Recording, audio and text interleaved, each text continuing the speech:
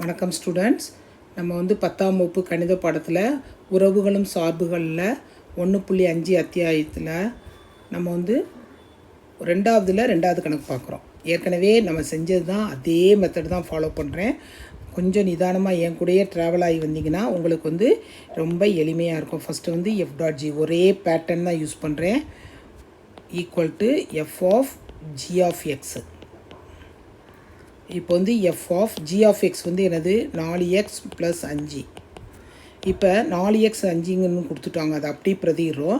இப்போ f of x வந்து என்ன கொடுத்துருக்காங்க, 2x - k. எக்ஸுக்கு பதில் இந்த f பக்கத்தில் இருக்க அடைக்குறிக்குள்ளே இருக்கிறத நம்ம எழுதுகிறோம். 2 × 4x + 5 - k. இதை வந்து பெருக்கிறோம். 8x + 10 - k.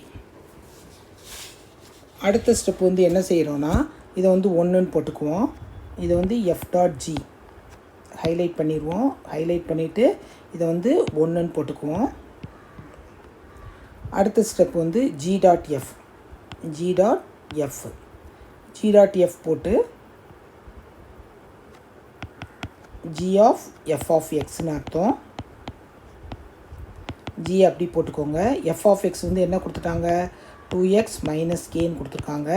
g of x வந்து 4x கொடுத்துருக்காங்க. 4 × xக்கு பதில் இந்த 2x - k போடுறோம், ப்ளஸ் 5 பெருக்கணும்னா என்ன வரும், 8x - 4k ப்ளஸ் 5.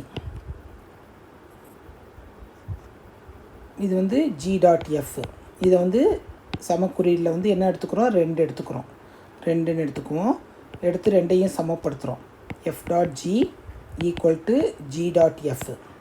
இந்த கணக்கு பார்த்திங்கன்னா இன்னொரு ஈஸியான மெத்தட். இங்கே 8x வந்தால் இங்கே 8x கண்டிப்பாக வரும்.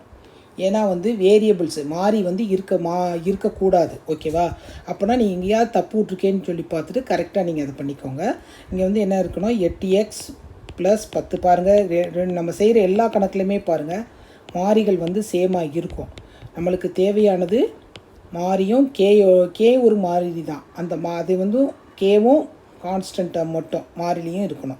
இப்போ 8x வந்து கேன்சல் ஆகிரும். கேயெல்லாம் ஒரு பக்கம் கொண்டு வாங்க.